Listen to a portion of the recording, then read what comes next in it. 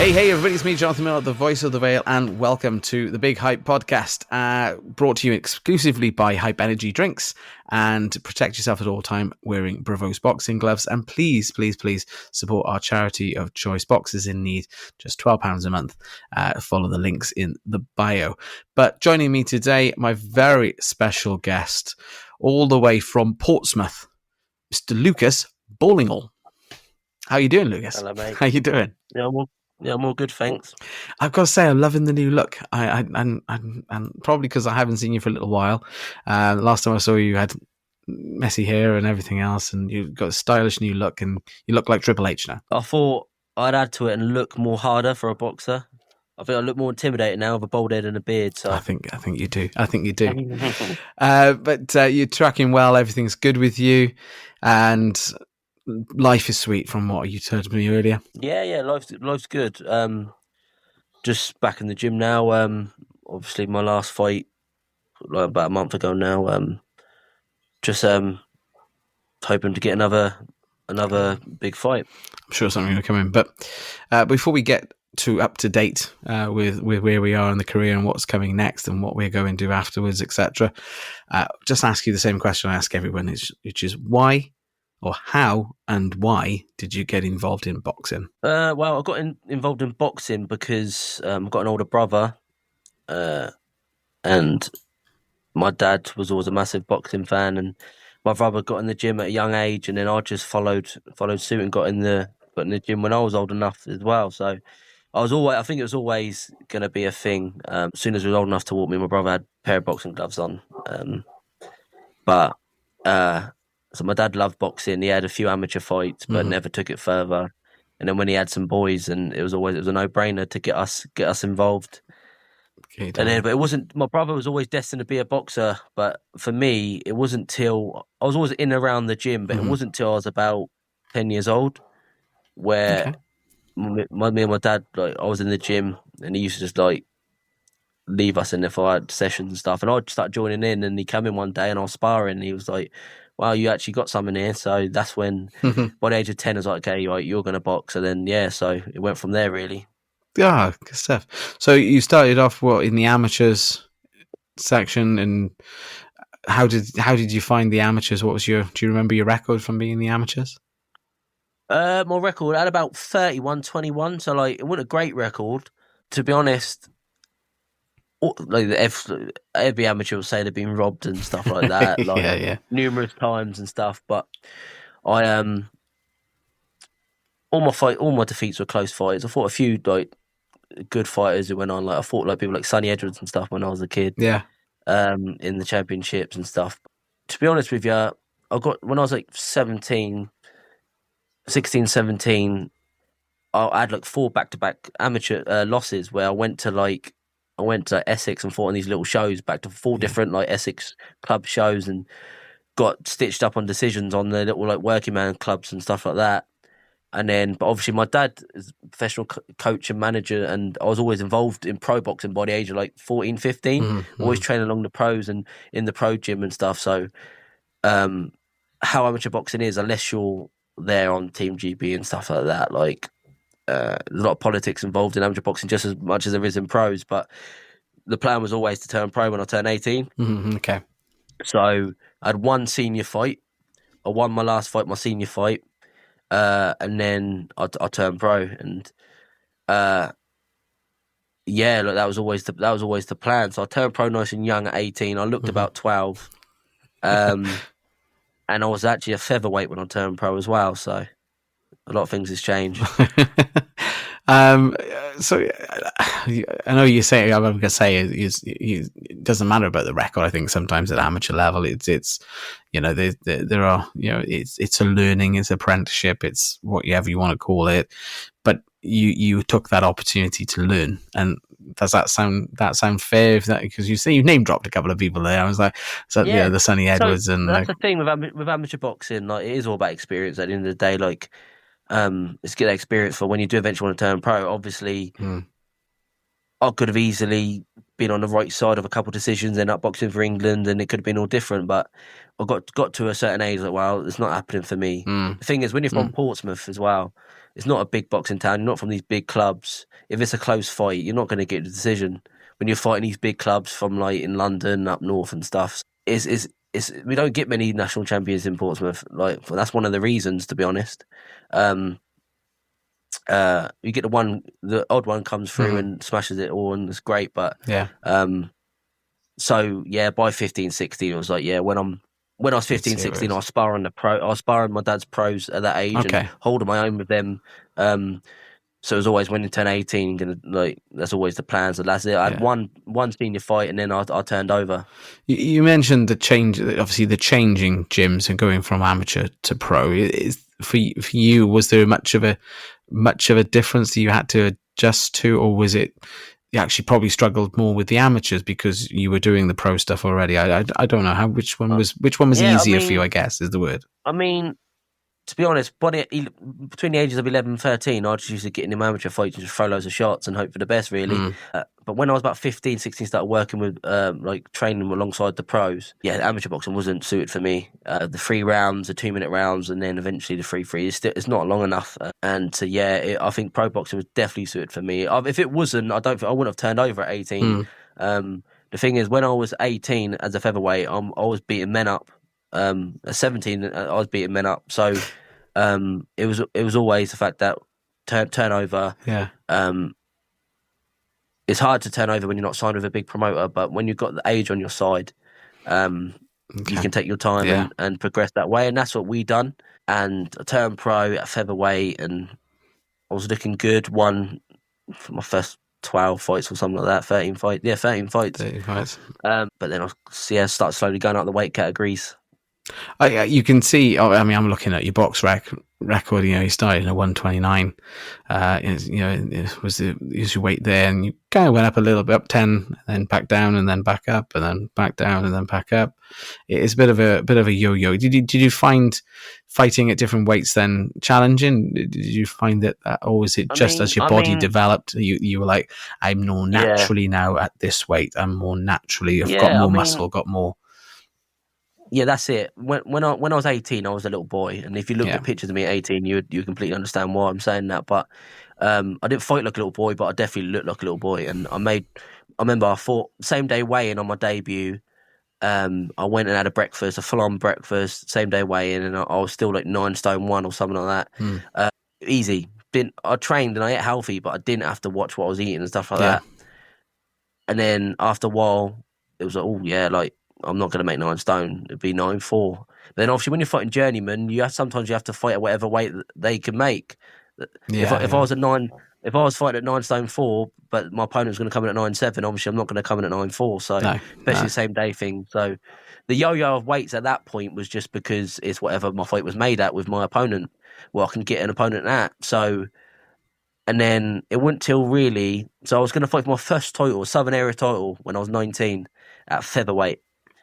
And I would have been the youngest featherweight Southern Area champion or something like that. But then I broke my hand. I broke my thumb, my knuckle. So I broke my knuckle, and I couldn't use my hands. And pulled out. But I was 19, so like my dad would say, "You're young, like no rush. It don't matter." And then I stepped up to super featherweight. I was gonna have a big opportunity against my first big opportunity was against Archie Sharp. It was supposed to be a big show, Royal Albert Hall, on a big card for the WBO European title, and I was 11-0 at the time or something like that. And then we had the press conference and everything. Obviously, I was very confident.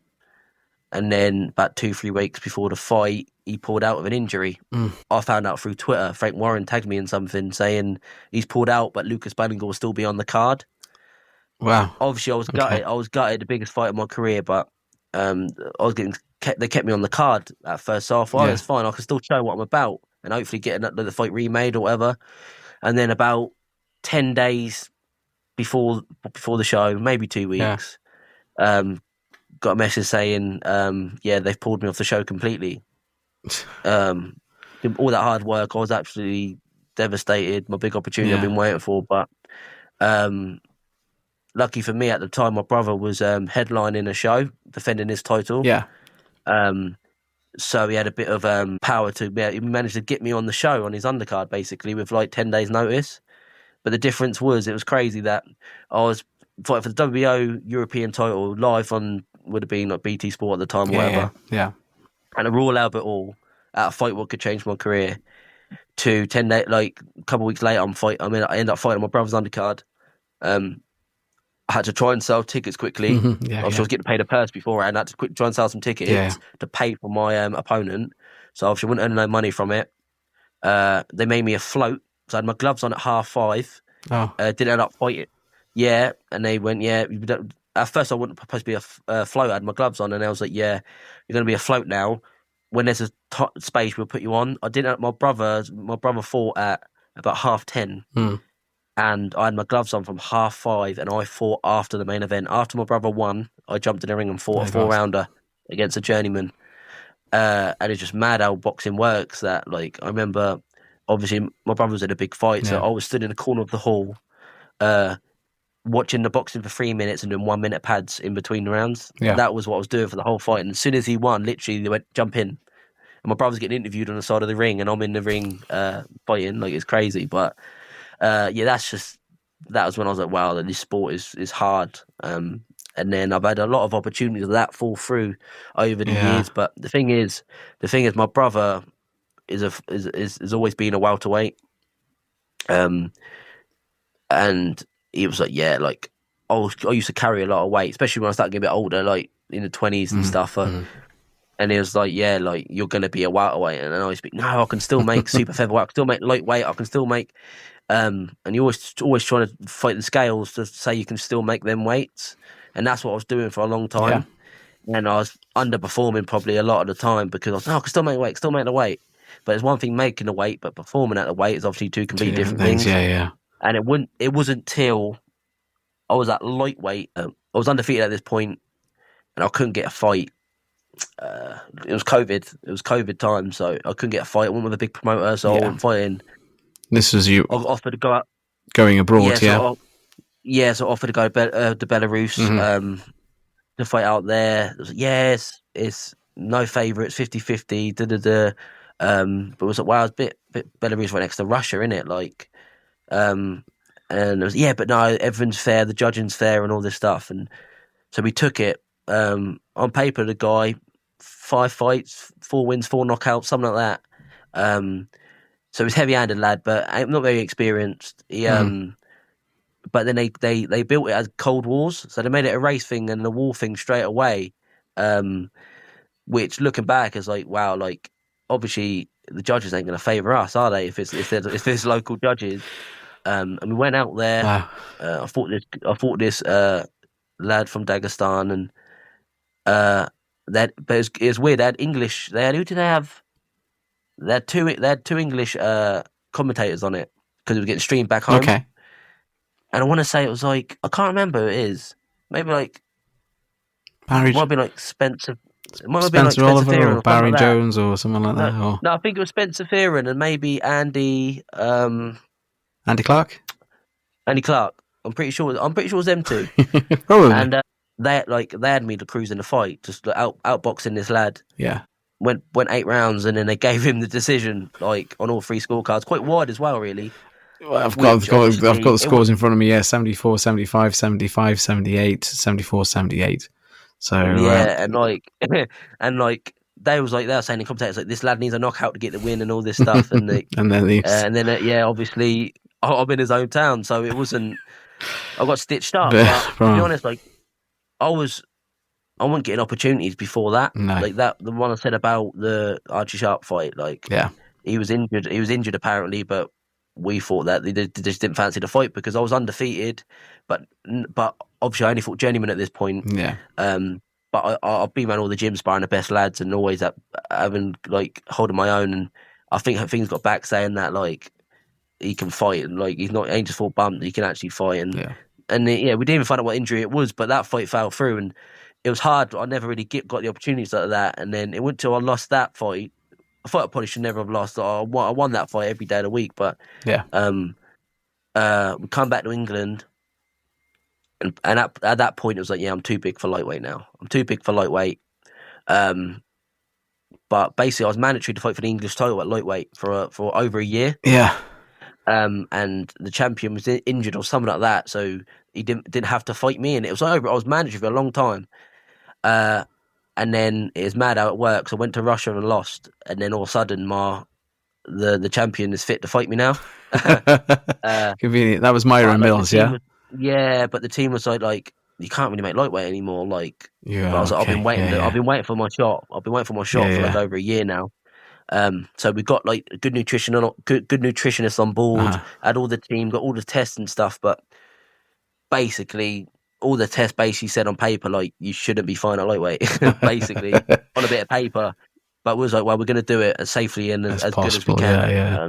I know this was the Fight Zone, Sheffield car park, wasn't it? It was some great it was outdoors. It was mad as well because that show was like a trial run for it. Okay.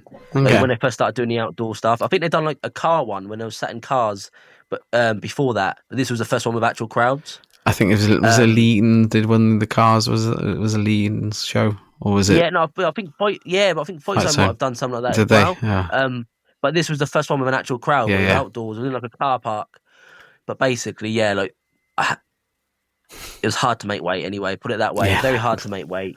I made the weight as safely as I could, as professionally as I could.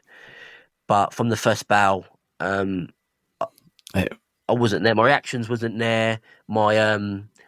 My speed, my power, but what I was though, I was very, very fit. I was very, very fit for that fight, and very determined as well. I was going to say the scorecards had you really close. They were all three of them were 95, 96.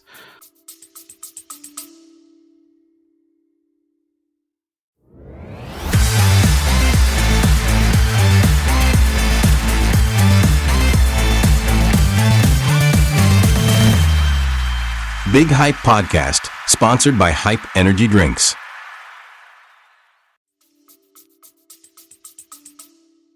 Yeah, so with that fight there, that's another one. Like a lot of people thought I'd done enough to win that because I just pushed the fight the whole time because I had nothing in the tank because of that making weight.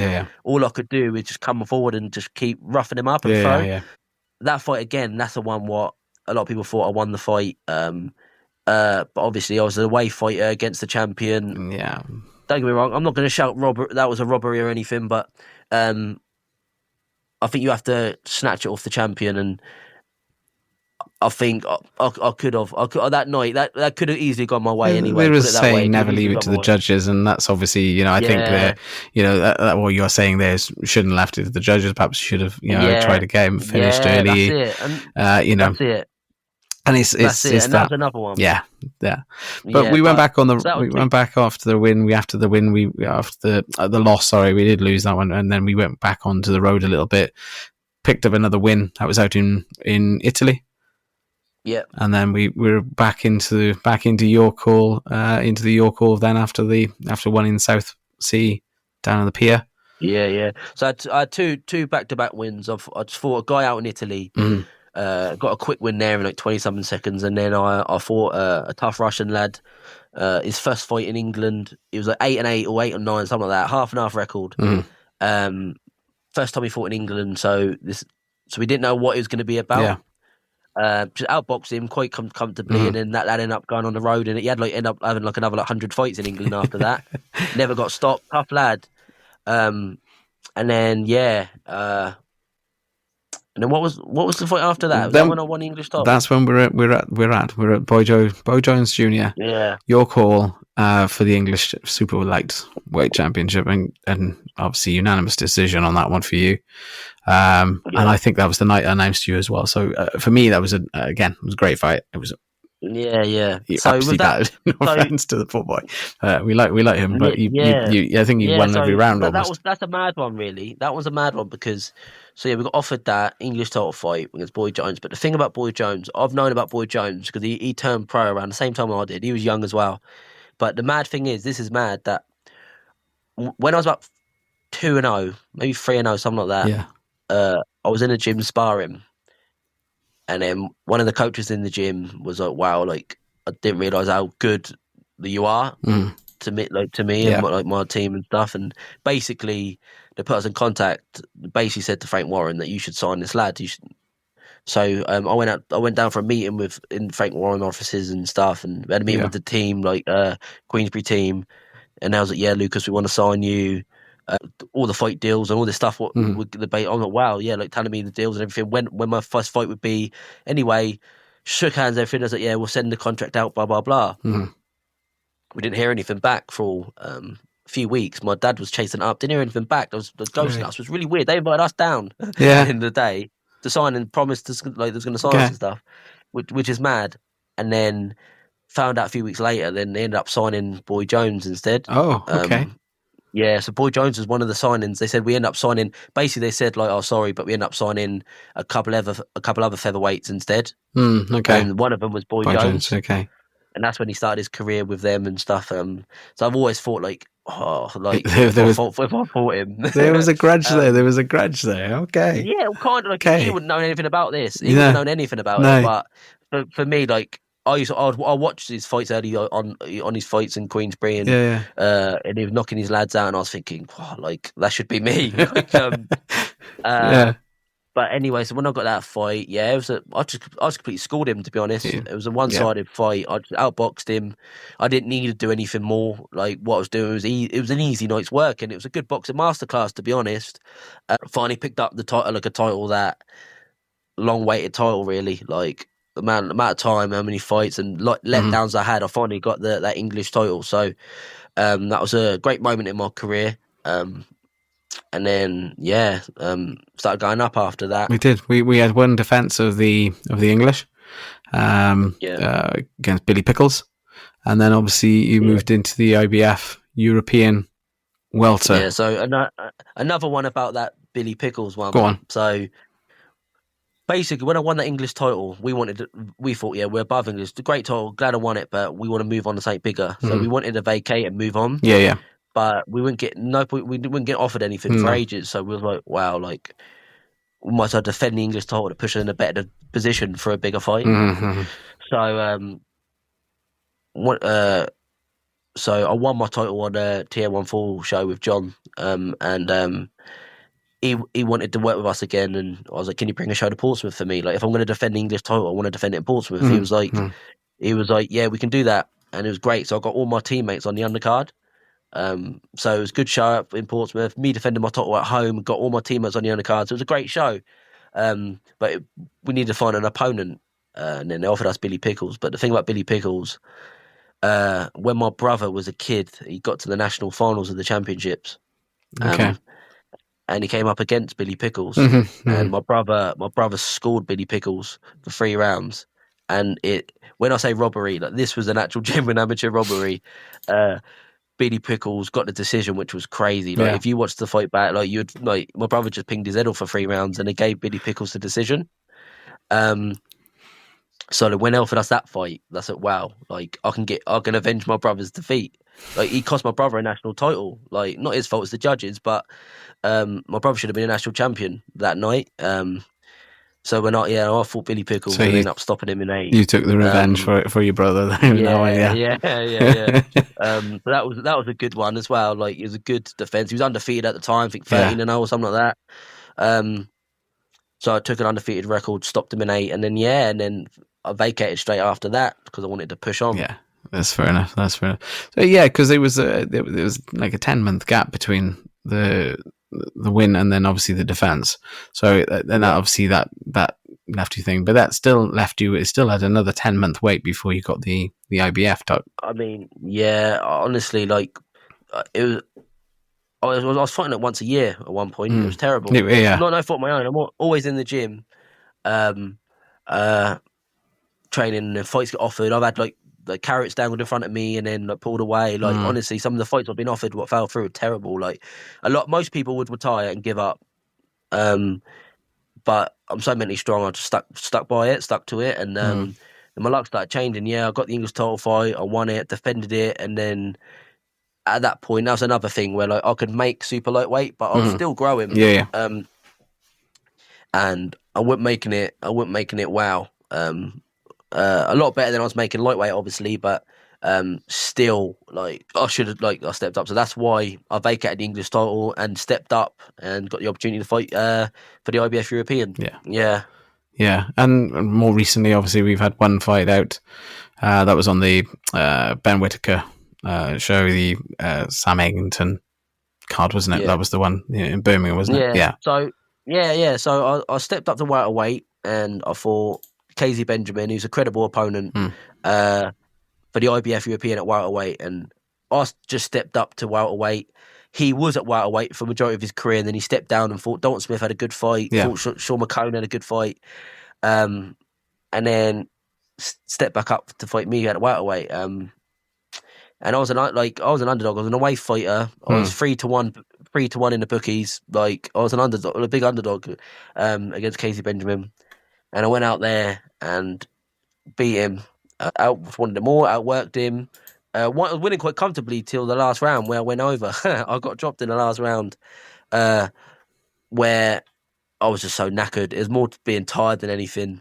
I was so tired because I put so much effort in each round to win the rounds, and I just crumbled to the floor. And then got up. I thought, "What are you doing? Get up!" Then I finished the round and got the win. Got the win, and I thought after that win, right. So that was on a GBM show. And they said they wanted to work with me afterwards and everything. Yeah, we're going to sign you, we're going to bring shows pause. And I thought, I'm finally going to get some love now. I've always had to do it hard. I'm going to get some love. Nothing come from that. Maybe, and then the phone wasn't really ringing either. Like, maybe because I beat a tough fighter in Casey Benjamin. Yeah.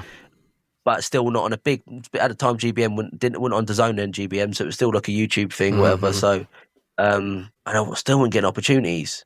Yeah. And then I wouldn't get the calls. I thought, well, I should be getting the calls. I got a bout and everything. And then I was going to fight on a show. Did you hear about the Stamford Bridge show? The USA versus UK. Was it that one? Yeah. So I was going to fight on that, but basically it got worse and worse and worse. I was supposed to be fighting American, like everyone was, and then it wasn't happening. And then they couldn't get me an opponent because I was too experienced and stuff like that. So basically, it basically wasn't looking great. And I was at that point in my career. I'm an IBF European champion, former English champion. Like, I deserve bigger fights now. I'm at that point in my career. And then we got the phone call to fight Elliot Wow on the boxer show, Ben Whittaker undercard, Liam Cameron undercard, which obviously big event. Yeah, big show. But also at the same time, when we got offered to fight, like, we know that Elliot Wow's a dangerous opponent. No one wanted to fight Elliot. He knocked his last 6 out. No one wanted to fight him. And they offered the fight to quite a lot of fighters, and they all turned it down. And we was like, wow, this is the opportunity I've been waiting for. On a big stage where I deserve. I've earned. I'm confident. I'm confident. I'll beat Elliot Wow. So I'm going to take the fight, and beating someone like Elliot Wow, who's avoided, who's just signed with them, like, that's going to straight away. So we took the fight, but the thing is, the fight got added quite late on the show. So for me, who's had 3 back-to-back 10-rounder title fights, I wanted a 10-rounder title fight, of course. So did them. Their team obviously wanted the same. But they just couldn't do it. So all they could do was an 8-rounder. But I thought, you know what, 8-rounder on the YouTube and on YouTube stream as well. I was like, everyone was saying, like, this is a proper fight. This fight deserves to be on the main card. Everyone was saying it, which is true, because we're 2 top 10 UK fighters. Who's done it the hard way as well. Like, I like Elliot. He's a good lad. He's had it hard as well. So it was a top 50-50 fight. But on paper, I was a 4-1 underdog. I was a massive underdog. And I think the odds, someone told me that the odds that of all the outcomes, it was 4-7 for Elliot Wow to knock me out. Really? So it means of all the outcomes, he was supposed to knock me out. Supposed to be there. Yeah, which he knocked his last 6 out. He walked through them all. But obviously there's levels to it, and like, I obviously knew that was never going to happen, and obviously very confident, and got in there on the night, and I pushed the pace the whole fight. I was on the front foot the whole time, and it was a very competitive. Like, it was supposed to be a 50-50 fight. Like, he didn't blow me out in a round, or people saying, or it was a very competitive fight. And a lot of people had me winning the fight. It was a close fight, a very close fight. I was pushing him back, landing good shots, but the referee scored the fight, which I didn't know the ref was scoring it. Obviously, I expect 3 judges, but the referee scored it, and the referee obviously didn't like what I was doing. He only gave me 1 round, which is shambles. It's absolutely terrible. It was a close fight. I could have easily got the decision for that fight, and for me to say I could easily get the decision for that fight, and I won 1 round on the scorecard is absolutely terrible. Like, I'm not arguing robbery. Like, it was a close fight, fair play, he won the fight, but it was a close fight, and that scorecard, what that ref is, that only 1 scorecard. I worked so hard to get to that position, and that referee who's controlling the action but now judging the fight as well was in control of my fate. And yeah, I lost the fight. But I want it to be an entertaining fight, and people say there's an entertaining fight, so hopefully I'll get the call again for another one. Well, I think that sometimes, although whatever happens in the scoring realm of it all, it's what the fans say, and if sometimes promoters do kind of listen to what the fans say. If they see fights that they think that should have gone on the main card, then chances are they'll start looking at and trying to sort of see where they could pitch you against, or who they can match you in their stables, etc., and where else they could put you. Because, like you said, I think you're at that. You're already headline cards as well, so it's kind of like you're in that transitional sort of. If there is a different, like you say, levels, but there's that transition from the smaller halls to the. I'm showed I'm one of the best. I'm one of the best welterweights in the country. As simple as that. I've shown that.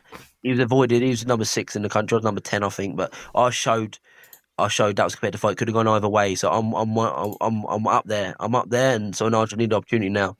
They know I'm going to come for a fight as well. Because I gave it to Elliot. A lot of people would have run away, and I gave it to him and pushed him back. So I've showed I'm there to fight, and you're going to be in a fight if you get me. So hopefully I'll get another opportunity. So what's next for Lucas? No clue. Back in the gym now, getting a bit of holiday weight off, and then hopefully we get a call. But I just want to be active now. Just want to be active and be in good fights. To be honest, I've shown what I'm about. So hopefully the phone rings and we get an opportunity. More action for you, and getting in, as I say, getting out in amongst those welterweights, looking for more gold. 100%, always. Strap season coming. Good man. And so I mean, this is where we are at the moment. We seem to be stuck in this limbo state. Like I said, we're kind of moving around, trying to sort of get into the right place, and I think that will come. I hope it'll come for you as well. But if it was to sort of stop, what would Lucas like to do afterwards? If it was to sort of come to a sort of hell? We're not going anywhere. I don't know, to be honest, but I'll be involved in boxing in some way because boxing's always been my life. So I'm not too sure, but I think I'll be involved in boxing still. I wouldn't be one of the people who retires and don't. I'd still be involved in some way. Yeah. Would you look at alternatives? I know the board obviously the professional boxing levels, but if there was opportunities, because we've had a few different people on the podcast, white collars and bare knuckles and MMA and all those sort of things. Are any of those other sports of interest to you? Yeah, well, not white collar boxing. No, not white collar boxing. I'd have to work on my ground game if I was going to do MMA, because I'm only a stand up fighter, so I'd have to work on my ground game for that. But you never know. I can see you in a cage. Yeah, mate. Yeah, maybe. Maybe that's maybe. The money's right. We see our boxers transferring from different sports to we've had Marshall transferring to PFL. We've had boxers come from going across to the bare knuckle side of it. The ones who not not getting active, not getting enough fights, but the bare knuckle side of it. And I know that's not, it's the board don't like those sorts of things. I mean, not at the moment. I'm happy with boxing at the moment, but we'll see. We'll see. Lucas, thank you so much. As we have a bit of a closing tradition on the podcast, I'll just do the rapid fire, and you can tell me whichever one you prefer, either or. There's no right, there's no wrong, so it's entirely up to you. So, Lucas Ballingall, are you ready? Yep. Southpaw or orthodox? Orthodox. Body shots or headshots? Body shots. Train alone or with a partner? With a partner. Early bird or night owl? Early bird. Heavy bag or speed bag? Heavy bag. Underdog or favourite? Underdog. Boxing gym or outdoor amongst the trees? Or boxing gym. Okay. Short and powerful punches or the long technical game? Short, powerful. Fight dirty or fight clean? Fight clean always. Fight loud crowd or quiet atmosphere? Loud crowd. Quick knockout or strategic win? Strategic win. Good man. Hypothetical question. If this fight was to ever happen and it got signed and it was on somewhere, probably Riyadh, AJ or Fury? AJ. Fair enough. I don't think there's a right or wrong, Hanks. I don't think we'll ever know. But there we are. We are. That's where we are.